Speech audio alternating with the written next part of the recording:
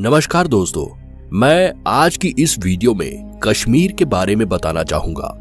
आप लोग कश्मीर के बारे में क्या सोचते हो? क्या आपको आज से पहले यह भी पता था कि कश्मीर 1947 से पहले भारत और पाकिस्तान दोनों में से किसी का भी हिस्सा नहीं था? हाँ, आपने बिल्कुल सही सुना, कश्मीर किसी का भी हिस्सा नहीं था। इसी बारे में आज हम इस वीडियो में बात करेंगे। तो चलिए शुरू करते हैं। जब कभी भी जम्मू कश्मीर की बात होती है तो हिंदुस्तान और पाकिस्तान की लड़ाई की बात जरूर की जाती है, क्योंकि जब से कश्मीर भारत देश से जुड़ा है तभी से हिंदुस्तान और पाकिस्तान के आपसी संबंध खराब हो गए हैं। हिंदुस्तान और पाकिस्तान के लड़ाइयों के बीच की वजह जम्मू कश्मीर को बताया जाता है, परंतु जब जम्मू कश्मीर की बात आती है तो राजा हरि सिंह का नाम भी जरूर आता है। आखिर कौन थे ये राजा हरि सिंह? तो आज के इस वीडियो में हम आपको जम्मू कश्मीर के इतिहास और राजा हरि सिंह के बारे में बताने वाले हैं। आप सभी लोगों को पता होगा कि कश्मीर को पृथ्वी की सबसे सुंदर जगह माना जाता है। कई लोगों का कहना है कि धरती पर अगर कहीं जन्नत है तो वह कश्मीर में है, क्योंकि यहाँ पर ऐसे सुंदर सुंदर दृश्य देखने को मिलते हैं जिन्हें लोग देखने के लिए बहुत दूर दूर से आते हैं। वे कश्मीर की खूबसूरत पहाड़ियां, चोटियां जो कि बर्फ से पूरी तरह ढकी होती हैं, को देखने के लिए आते हैं। कश्मीर में एक बहुत सुंदर झील भी है जिसके चारों ओर बहुत बड़े बड़े पेड़ लगे हैं, जिसे आप सभी डल झील कहते हैं। एक समय जम्मू कश्मीर भारत का अभिन्न अंग था, जो भारत की आजादी के बाद भारत का हिस्सा बना। कश्मीर भारत को उस समय के कश्मीर के राजा हरि सिंह के कारण ही मिला है। 20 अक्टूबर 1947 को एक ऐतिहासिक फैसला लिया गया। इस फैसले में कश्मीर को भारत से जोड़ दिया गया और तभी से हिंदुस्तान और पाकिस्तान में झगड़े शुरू हो गए। जम्मू कश्मीर एक अकेली ऐसी रियासत थी जहां की ज्यादातर जनसंख्या मुसलमान थी, लेकिन वहां के राजा हिंदू थे। राजा हरि सिंह डोगरा वंश से आते थे। डोगरा वंश के सबसे पहले कश्मीरी राजा गुलाब सिंह बने थे। राजा हरि सिंह इन्हीं के पोते थे। सितंबर सन 1895 में हरि सिंह का जन्म जम्मू कश्मीर के अमर पैलेस में हुआ था। इनके पिता का नाम महाराजा अमर सिंह था। 13 साल की उम्र होने के बाद हरि सिंह अजमेर के मायो कॉलेज में पढ़ने के लिए चले गए। उनके जाने के 1 साल बाद उनके पिता की मृत्यु हो गई तथा मृत्यु के बाद हरि सिंह के चाचा प्रताप सिंह को जम्मू कश्मीर का राजा बना दिया गया। 20 साल की उम्र में हरि सिंह को कश्मीर का मुख्य सेनापति घोषित किया गया तथा उसके बाद सन 1925 में हरि सिंह को राजगद्दी दे दी गई। हरि सिंह आधुनिक सोच विचार वाले इंसान थे, जिसके चलते उन्होंने रियासत से वेश्यावृत्ति तथा बाल विवाह जैसी कुप्रथा को खत्म कर दिया। उन्होंने सभी के लिए प्राथमिक शिक्षा को आवश्यक कर दिया। साथ ही इन्होंने सन 1929 में सभी दलित लोगों के लिए मंदिरों में जाने की भी अनुमति दे दी थी। यह सभी कदम काफी बड़े थे। कहा जाता है कि 1947 के बाद जो भारत को आजादी मिली, तब हरि सिंह कश्मीर को पाकिस्तान या भारत किसी भी देश से जोड़ना नहीं चाहते थे। वे चाहते थे कि कश्मीर एक स्वतंत्र देश बना रहे। पर 22 अक्टूबर 1947 को पाकिस्तान ने कश्मीर पर हमला कर दिया। इन हमलों में राजा हरि सिंह की सेना लगभग हार ही चुकी थी। तभी वह मदद के लिए भारत के पास पहुंचे, जहां 24 अक्टूबर 1947 में पंडित जवाहरलाल नेहरू और सरदार वल्लभ भाई पटेल ने उन्हें एक शर्त पर मदद करने को कहा, और शर्त यह थी कि कश्मीर को भारत में शामिल होना होगा। जिसके बाद राजा हरि सिंह ने इस शर्त को मान लिया और इस तरह 26 अक्टूबर 1947 को कश्मीर भारत का हिस्सा बन गया। इसके तुरंत बाद भारत ने अपनी सेना कश्मीर में भेज दी और तेजी से पाकिस्तान की सेना को पीछे धकेल दिया। लेकिन इसी दौरान पाकिस्तान अमेरिका में यूएन सिक्योरिटी काउंसिल के पास पहुंच गया, जहां भारत और पाकिस्तान दोनों को कश्मीर में सीज फायर और अपनी सेना को पीछे हटने का आदेश दे डाला, ताकि कश्मीर में इलेक्शन कराकर यह तय किया जा सके कि कश्मीर किसका हिस्सा बनेगा।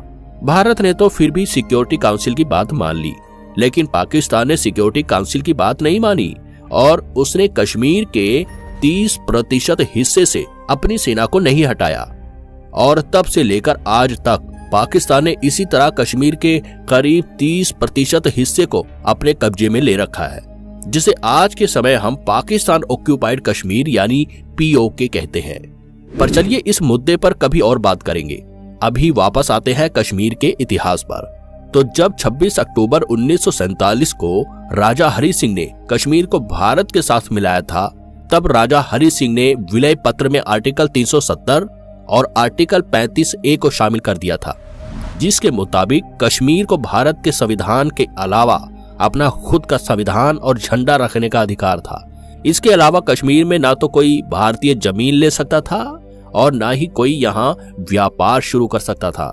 और इसी धारा 370 के कारण कश्मीर की राजनीति हमेशा भारत के खिलाफ रहती थी।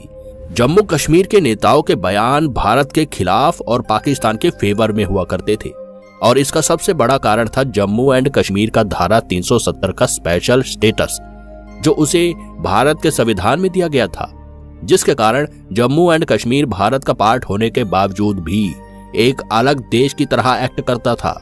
और आज तक ना जाने कितनी सरकारें आई और गईं, लेकिन किसी ने भी धारा 370 को छूने की कोशिश नहीं की। और इसके भी कई कारण थे, जिनमें इंटरनल पॉलिटिक्स से लेकर इंटरनेशनल पॉलिटिक्स तक शामिल है, क्योंकि ज्यादातर सरकारों का यही मानना था कि अगर उन्होंने जम्मू एंड कश्मीर में आर्टिकल 370 को हटाया तो इससे पाकिस्तान और दुनिया भर के कई देश भारत के खिलाफ हो सकते हैं। इसके अलावा कश्मीर के लीडर्स भी धारा 370 को हटाने के सपोर्ट में नहीं थे। कई लीडर्स के बयान तो यहां तक थे कि जम्मू एंड कश्मीर से धारा 370 को हटाना इम्पॉसिबल है। पर 5 अगस्त 2019 को जो हुआ उसने भारत की जनता और पूरी दुनिया को चौंका दिया, क्योंकि इस दिन भारत सरकार ने प्रेसिडेंट ऑर्डर की मदद से आर्टिकल 370 को हटा दिया और इस तरह जम्मू एंड कश्मीर भारत का एक अभिन्न अंग बन गया और उसे वो सभी अधिकार मिले जो भारत की दूसरी स्टेट्स में है, और जम्मू एंड कश्मीर में भी वो सभी कानून उसी तरह लागू हुए जो भारत के सभी राज्यों में होते हैं। चलो अब समय में थोड़ा कश्मीर के प्राचीन इतिहास के बारे में जानते हैं। कश्मीर के प्राचीन इतिहास के बारे में जानने पर पता लगता है कि कश्मीर पर लंबे समय तक मौर्य और कुषाणों का शासन रहा। मशहूर इतिहासकार कलहड़ ने अपनी एक पुस्तक राजा तरंगिणी में लिखा है कि अशोक कश्मीर के प्रमुख शासक रहे। अशोक ने अपने शासन काल में श्रीनगर शहर को बनाया था, जो कि आज अपनी सुंदरता के लिए पूरी दुनिया में मशहूर है। अशोक के शासन काल में यहाँ पर बौद्ध धर्म का बहुत ज्यादा प्रचार हुआ करता था। आपने कभी इस सतसीर का नाम सुना है? सतसीर कश्मीर का पुराना नाम था, जिसका मतलब पानी से भरा हुआ होता है। ऐसा इसलिए कहा था क्योंकि कश्मीर में बहुत सारी सुंदर सुंदर नदियां और झीलें हैं। 1339 में कश्मीर में मुस्लिम शासन का राज था, जिसकी शुरुआत शाह मीर शमसुद्दीन ने की। पर जब 17वीं सेंचुरी में मुगल शासन कमजोर होता चला गया तो इसका फायदा अहमद शाह अब्दाली ने उठाया और कश्मीर पर अपना कब्जा कर लिया। इसीलिए सन 1819 तक अफगानों का कश्मीर पर शासन रहा। पर 1820 में कश्मीर में कुछ अलग हुआ और इस बार कश्मीर पर एक हिंदू राजा का शासन शुरू हुआ, जिनका नाम महाराजा रंजीत सिंह था। सन 1840 में हुए लाहौर समझौते में उस वक्त भारत के गवर्नर जनरल लॉर्ड हॉर्डिंग ने कश्मीर के आसपास के सभी पहाड़ी राज्यों का अधिकार गुलाम सिंह को दे दिया तथा उस समय गुलाब सिंह का राज्य लद्दाख और बलूचिस्तान तक फैल गया था। सन 1857 में गुलाब सिंह की मृत्यु के बाद उनके पुत्र अमर सिंह को राजा बना दिया गया तथा उनकी मृत्यु के बाद प्रताप सिंह को राजा बनाया गया और इसी परिवार को आगे बढ़ाते हुए सन 1925 में हरि सिंह को राजगद्दी सौंप दी गई। जम्मू कश्मीर को भारत में जोड़ने के कुछ साल बाद 26 अप्रैल सन 1969 को राजा हरि सिंह की मृत्यु मुंबई में हो गई। उनकी आखिरी इच्छा यह थी कि उनकी राख जम्मू और कश्मीर की रावी नदी में बहा दी जाए। ऐसा ही किया गया। उनकी राख को जम्मू कश्मीर में लाकर रावी नदी में बहा दिया गया। तो दोस्तों, यह था कश्मीर का इतिहास। वैसे मैंने इस वीडियो में ज्यादातर महत्वपूर्ण टॉपिक को ही लिया है, पर अगर मुझसे कुछ कश्मीर के इतिहास के बारे में बच गया हो तो आप मुझे कमेंट में लिखकर बता सकते हैं। आशा करता हूँ कि आज के इस वीडियो में आपको काफी कुछ नया सीखने को मिला होगा।